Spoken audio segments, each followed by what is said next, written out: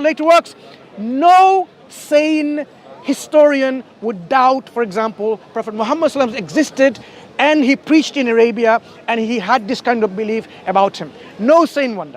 Hyperskeptic, revisionist, fruitcakes may believe in that. Just like hyperskeptic, revisionist, fruitcakes believes Jesus did not exist. Yeah. He accepts Jesus doesn't exist because... He didn't claim to be God. Camille. Don't engage with him. No, that's fine. Come to me about You're right. You're right. I'm corrected. You can't help me. We agree there are Christians, because of this consistency approach, they will say, because we have a historian who doubts the existence of Christ, Christ didn't exist. They need to be consistent. So now maybe that is the view. Christianity didn't exist. All of these writings, come on, doesn't matter. Do you see the point? So that's why we call them fruitcakes, because these are hyper-skeptics. They go against history. So when it comes to miracles, what happens when the Quran says that Jesus is crucified? Isn't that being a fruitcake? Go for it, but it's interesting. Okay, that's fine. No worries. Do you understand English? She said go away. No, say it in Arabic, Mansur, please. She said go away. In Arabic, Mansur. Appreciate it. Go away. She said go away, not me.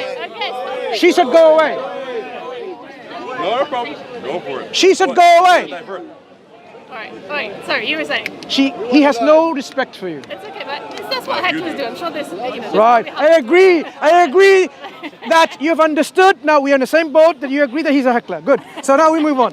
So, but to say, there's probably, I don't know about... So that book about 300 authenticate miracles, in your mind is this: the Quran denies the miracle performed by the Prophet ﷺ, so how can he have done miracles?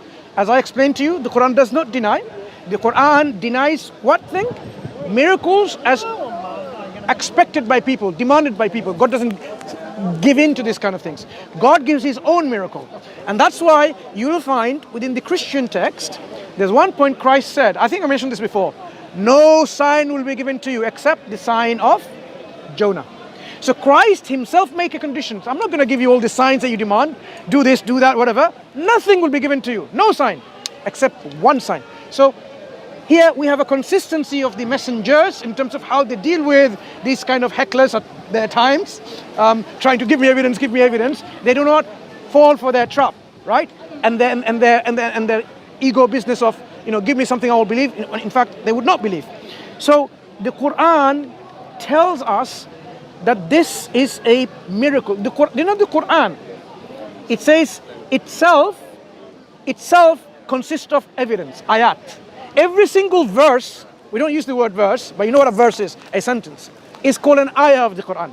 An ayah is a miracle, a sign, a proof, an evidence, all of that. Quran itself, in its individual component, is called a miracle. Yes, I want to come back to that, because that's probably, actually, of all the things that we talked about, that's the only thing, probably the one that speaks to me the most, is the inimitability of the Quran. I think it's because I'm a linguist. Did you watch ChatGPT? I did. It was really interesting. Yeah. I need to do more research on this. Please do. Yeah. You mentioned actually in that video, you mentioned the lectures that you did on the internet. I couldn't find those, so I don't know. So the lectures are called I'll show you which ones, so you can listen to them. There's 3 parts, 3 lectures in 3 occasions. Yeah. So let's see which ones they're called in Dawah-wise.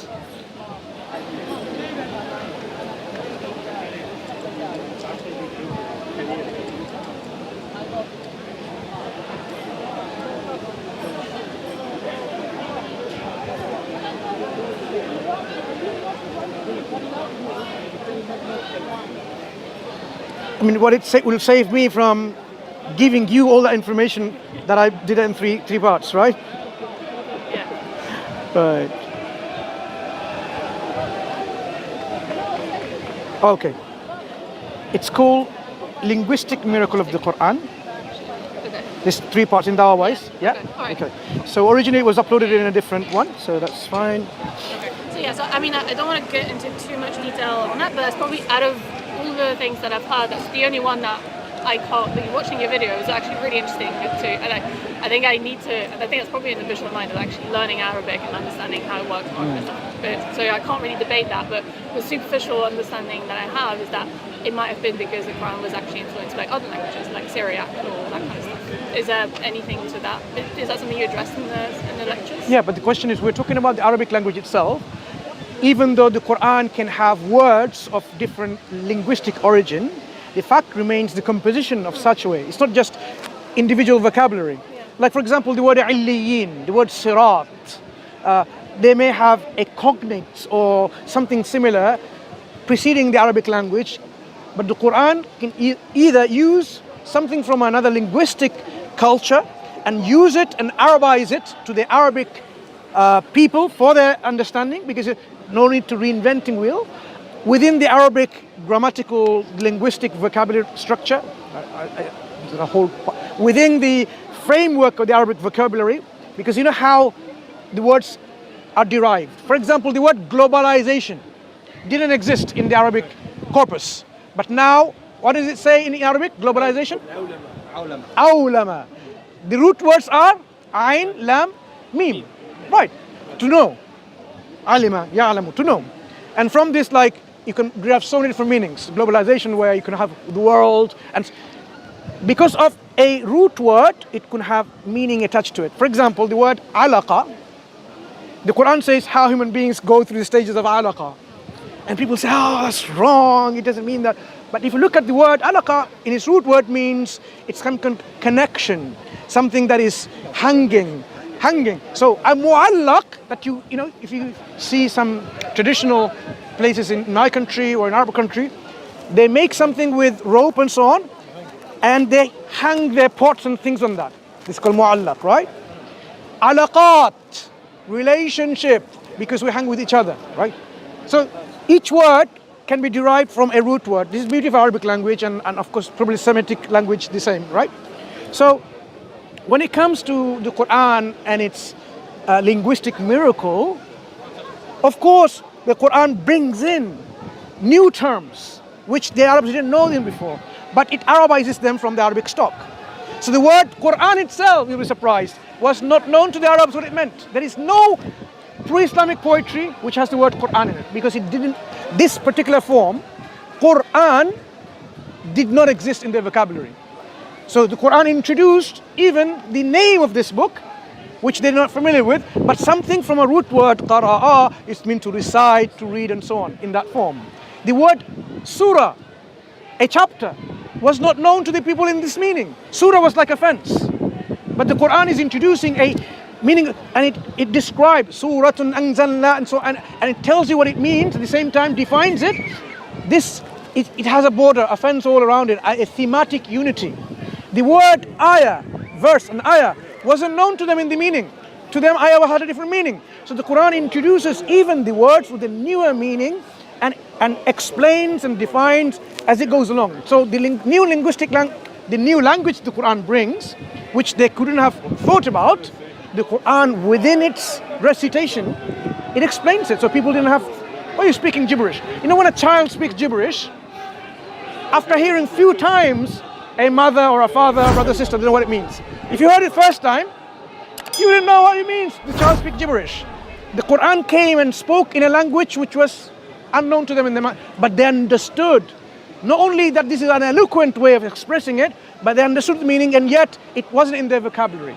That is the linguistic secrets of the Quranic language. Yeah, I'll watch your videos and I'll come Please back to do, please do. But that, to me, that's the only one where everything else I'm kind of like, that doesn't really... Contradictions. What about the contradiction claim? If the Quran was not from if the Quran was not from God, it was from anyone else other than God, then you will find many ikhtilafan. Yeah, well, that I never really quite understood that point, because to me there are lots of places that seem to contradict each other. Do you agree in principle? A book from God talking about history, about future, about contemporary affairs, about secrets of your heart, about the natural world, about politics, anthropology, sociology, all these things, if a book from God is talking all about it, it should be free from errors and contradictions. Or should it be? In principle, yes, but if it's been mediated through humans, then it's subject to errors. No, first of all, in principle, this is what I'm asking, you expect a book of God should be free from errors. So when the Quran makes that claim that this is the Quran with all its forms of guidance, on every aspect of life. It talks about embryology, it talks about astrophysics, it talks about biology, it talks about the ancient East and ancient West. If it wasn't from God, you expect it to be contradictory, erroneous, having lots of discrepancies. It's not that any book on any matter, if it's free from contradictions from God, a phone book may be free from contradictions, but it doesn't make it from God. But the phone book does not talk about the ancient world and the future world and the humans and the natural world. If it did, then you expect it to contain mistakes. But then on that point, then why would verses be abrogated then? No, abrogation is of what? Abrogation, God says very clearly that ma nansakh min ayatin aw nunsiha. Is it how it goes? Anyone knows the ayah? We do not. What's the ayah? Na'ti bi khayrin minha aw mithliha. Right? So, he does not abrogate or makes an ayah forgotten until he brings something better or similar to it. It's all about making the society in the, what's this called? Rehabilitating them and making them. So God can condition a society with a set of particular specific laws, and then he will say, that's fine, now we have different laws. Just like, say, a law of Adam alayhi salam and his children, how they had to, twin sets had to marry each other, to human beings to procreate, because there wasn't another human being separately created and they married, because only one man and one woman, from them we all came. So the law of, for example, marrying sisters and brothers is now no longer applicable, but at that time it was okay. So God, for a community, he can instill and give guidance and laws, and he can say these are no longer necessary for now, but for future that is not necessary. Well, then why would certain verses like the one about slavery not be abrogated then? Could be slavery will be, as I said, certain laws can be there because it will take long time, as we explained before, to get it eliminated. Or slavery will be there such that it will be very difficult to eliminate, so that means conditions may be there and you need to have rules and regulations and solutions for it. So we're getting new Quran verses, like sometime in the future? Do you follow? So God Yeah, but here is not abrogating slavery. This is a law. He is trying to encourage it to be eliminated through the processes and mechanism God has put in place. Can God ever make a mistake? What do you think? I'm asking you in your... I will answer, but what do you think? No. I'm asking your opinion of it. I will answer. So that's why I'm asking the Mansur question. Sure. can give answers. Wait. God will never make mistakes. So God can never make a mistake. Of course not. Okay, so everything that we are going through right now, every error in the world, every disaster that we're going through, along with all the good, that's all part of God's plan. Is that what you're telling me, yeah? I'm telling you, anything that happens, it happens with the will of God. Yeah, I know. Listen, the will. Understand what I'm not really concerned about the will. I'm saying, is he aware? Is that part of He's the aware. plan? So there's no, everything's going to plan. Nothing can go against his plan. So Everything is going to his plan. Right. Nothing can go against the plan of God. Right. So all of the disasters that are going on right now, that Everything. everybody's enduring, Everything. This is part of God's plan. Everything. In order to do what? What's the process? It's a bit worse than this one. What's So, the end? What's the end? hang on. What's the end? What I want to understand is this. One second. Before I go into answering one question after like a series of questions. Sorry, No problem. I want to understand one thing. Yeah. What does that prove? That God doesn't exist? What does what? What does your questions prove? If there is evil in the world, what does it prove? If there is suffering, one second. If there is suffering in the world, if there is all this evil in the world, what does it prove? Does it prove that this non-existence of God? No, I'm just trying to understand the logic of things, right? Because there is so many things happening, but you have to throw some sort of logic by it. Yeah. And if logic comes correct and you say there is no problems, there is no error, and God hasn't done... It's not about error. What I just said, has God ever made a mistake? Let me come back to you again. No, This is not about an error. This is not a human experiment that God has, in which human has a trial and error and God didn't know about it and God regretted it. What we're saying is, God has given in this world, which is not utopia. This world is a place of test. There will be suffering. There will be these kinds of evils and things like this. There will be pain, but there will also be joy. There will be a contrast between good and evil, and you, acquainted with the faculty of choice, of knowing what is good and evil, you're obligated to fulfill your purpose in life by balancing these things and worshipping God, and then God will place you in a place of no evil, no pain, no suffering. That's paradise. Or you're not listening. You're formulating your question. No, stop. No. When you asked a question, So the problem of evil, that, when at the beginning I was saying I have things that I think Christianity and Islam don't have good answers to. Yeah. The problem of evil is obviously one of them, right? It's a very famous kind of philosophical problem, whatever. So your point there is that because this world is a test, this life is a test. That's why there is evil in the world and suffering. So that makes sense.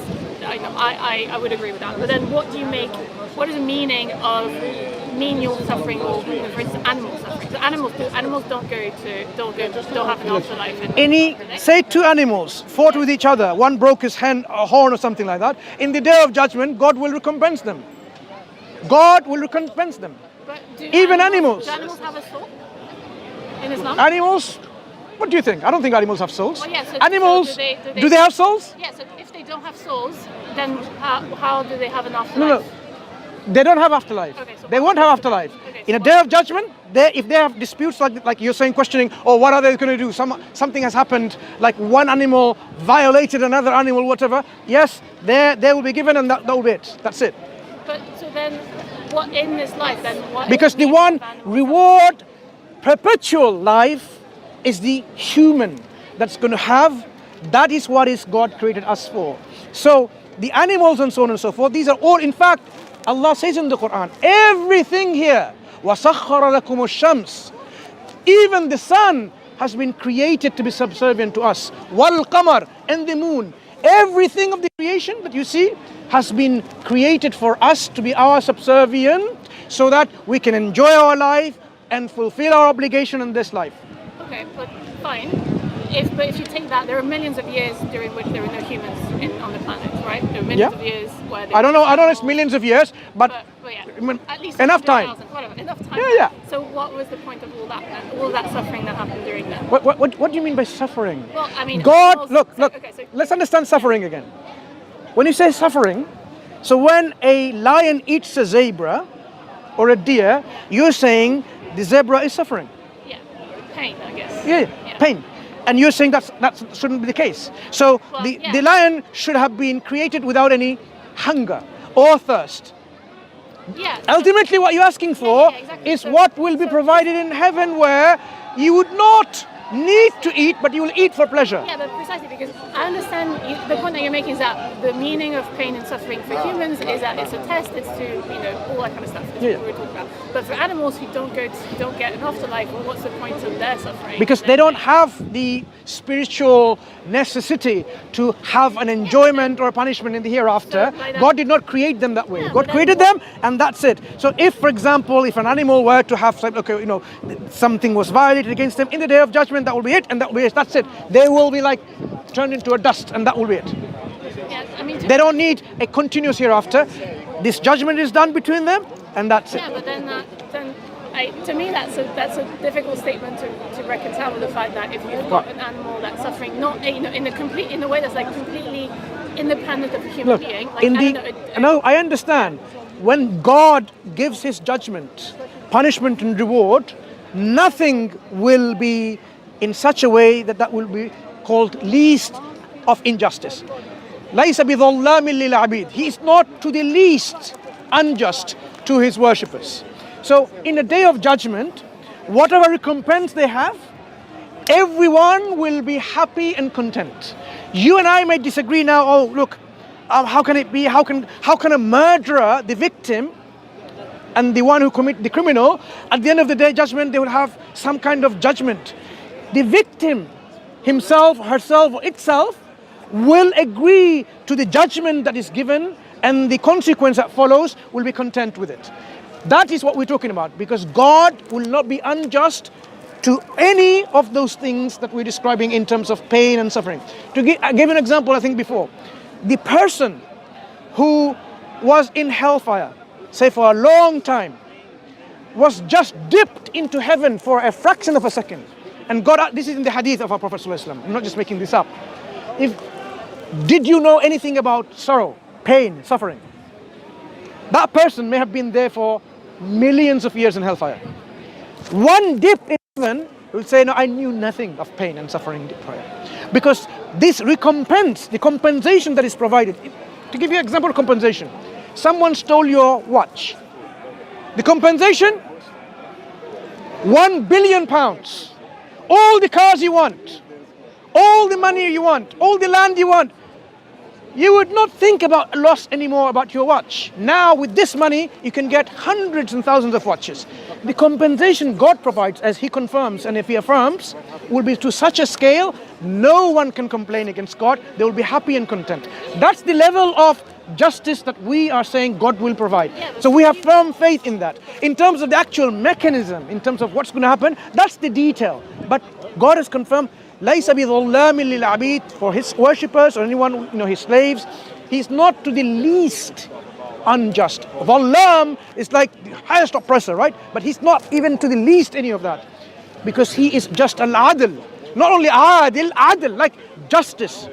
Sometimes Christians say God is love, and we say God is loving. In Islam, one of the attributes of God is al-adil.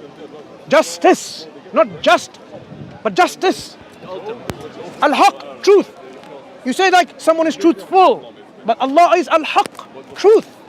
So yes, there are certain attributes in which the adjective is used in such a way rather than, say, a noun. Yeah? Just to demonstrate the grievousness of these concepts and attributes. So the problem of evil is only a problem to the atheists and the Christians because their theodicy is such that they may have to explain it in that way. In Islam, we believe Allah is wise as well as someone who is well-wisher of any good, like He is the one who is the source of all truth. Because of His wisdom, that is why He even says, for example, you see the good and the bad, the one who sees and the one who doesn't see, how can you judge equally? The contrast is there for us. Would you know what is happiness if you didn't know anything about pain?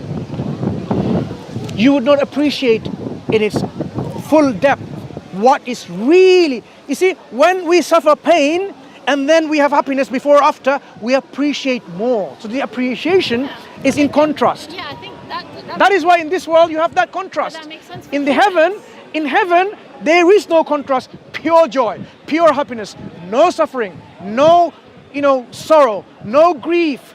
But that makes sense because you've got the afterlife. So it makes sense for humans, but it doesn't make sense for animals. As I said, the animals, they will have their recompense and their compensation that they will have. And even if that is the end of it, because God's plan, look, God could have, okay, one thing I want to ask you. Why do you expect God to make you live forever and forever? Why would you expect God to create you and give you a life of eternity with no end? Why? It's God's choice. He could create you and that's it. So He could create animals and that's it. They're only a mechanism in this life, how we understand and how we develop ourselves. Yeah, animals die and suffer. Right? Yeah, but I'm saying all of that has a compensation. People get killed, are compensated. But the recompense is the afterlife. No, I'm saying they do not have to have a continuous means of afterlife in which they have to live forever within the animal kingdom and so on and so forth. If their existence is annihilated and only thing is there, like if you wish something, I want to eat the meat of a bird, and the bird is now created, comes up to you, and then you eat of that meat and so on and so forth. But they do not have to have. If you want, for example, I'm sure, if you want, I want a pet dog in hereafter. This is your wishes. If that doesn't contradict anything of God, I'm sure it will be granted. But we don't go into all of these details if the guidance from Islam is silent about it. Like somebody says, I want to play football, I want to win. And he says, I want to win too in the match. Well, that cannot be granted. Why? Because you're generating contradictions. In heaven, there cannot be contradictions. There cannot be conflict of will. People say, look, in the Quran or in Islamic teaching, you believe everything that you wish will be granted. So you say, I want to play against Mansur, and I want to win, and Mansur wants to win. How can you win a game? Both cannot win. So this kind of wishing would not be given. Contradictions, logical impossibility will be removed. therefore, I guess, so is it that... And I gave an arbitrary example. There could be many examples where you generate contradictions, you create a very incoherent picture. What we are saying, the Quran tells you there will not be any ill feelings, any grief, and so on and so forth. That means our human psyche will be transformed in such a way in which you would not wish where there will be generation of conflict of will, where logical impossibilities arise. Logical impossibilities would not arise in heaven. But then, so I feel it's like one last point on that problem of evil, and I feel then I probably need to call it for a day. But again, but on that, so animals versus human, right? There's like a clear distinction between the two. Humans have souls, go to heaven, or to hell, but afterlife. Animals don't. But that is at odds with the fact that there's a continuum of evolution, and I'm not talking about necessarily the theory of evolution, but the facts of evolution, where it was animal, and at some point human, and there seems to be there's like a dichotomy. There's been something that's been said at some point. You're human, you get the soul, you get to go to heaven, and you have free will, and then everything that comes before that doesn't. Yeah. And that to me is I understand your point. What you're saying is, look, all form of creation should have some reward or punishment. A tree, for example, you're saying that tree provided the shade. It provided so much fruits and vegetables. It should be rewarded. It should have a heavenly life, afterlife, and so on. This is the expectation you are coming up with. I'm saying God can decide to continue the existence of something as long as He wants, according to His wisdom. He can have human beings forever and forever if He wishes. He can have certain creation up to that point if He wishes, for example. This is the prerogative of God, how He wants to continue the perpetual existence of certain form of creation. So the recompense, the reward or the punishment you're saying, you are expecting everything that is here on this world, even a bacteria, even the viruses. Let's talk about them. There are good bacteria in our gut that helps digestions. Are you expecting a reward for them that they should continue in the hereafter? You can bring in all of these things and you will say, I expect them to have a reward in heaven as well. So what we are saying is God in His wisdom, He has certain creation in mind to be rewarded in the hereafter. In His world of creations, for example, He can create a world in which there are other creation with other rewards, other punishment. God is constantly creating. This world of ours is one of these many worlds. So we have a companion who says there's like a parallel worlds. There are parallel prophets, parallel you over there. God can create that. But what we're dealing with is our existence, our soul. You and I know, I'm not Camille and you're not Mansur. We have our individual existence and awareness of the existence. What is there for us is a continuity of life with given a new body of our soul, because what I am my soul with my body that can be changed and rechanged if necessary. In the hereafter will be a different body, and a mechanism to enjoy what I've done here. And that enjoyment would be spiritual, would be physical, and so on. Now, if, for example, I'm saying, look, I'm not giving you a blanket statement about animals. I am saying if there is nothing contradictory, and people wish, and even God has some, I don't know all the text. If someone can correct me, if there are texts in which there are animals can live, no problem. I don't see any problems. But I'm saying, in general, even if there wasn't a afterlife for animals, this is the prerogative of God in which any suffering they had, they will be compensated, and they will not feel in any way unjustly treated. So I agree. I mean, you can explain away to some extent everything on that, but it is a very contrived. Very contrived. I will come back with beneficial bacteria. According to your expectation, there should be beneficial bacteria having reward. So we want now bacteria in heaven.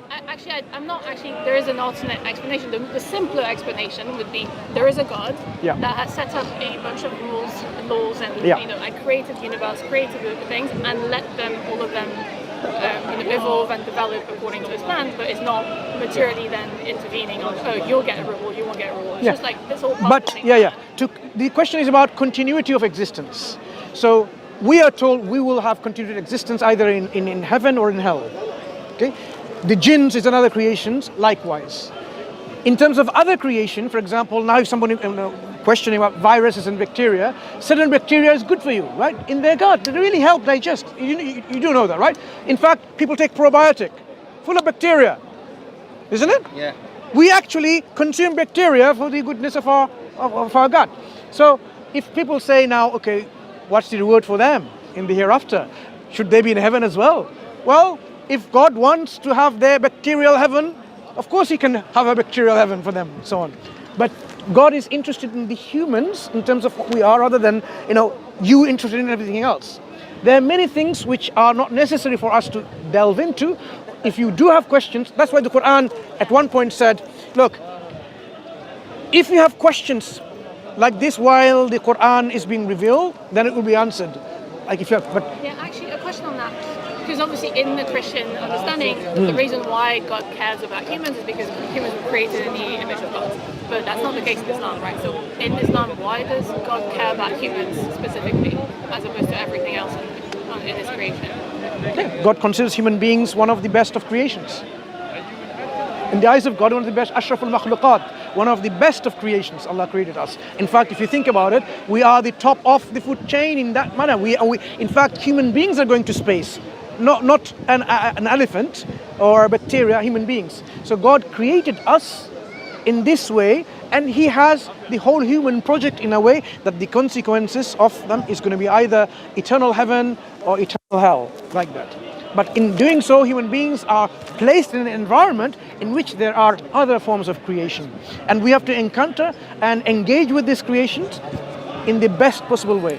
That is why Islam says look after your environment and look after the things in your environment.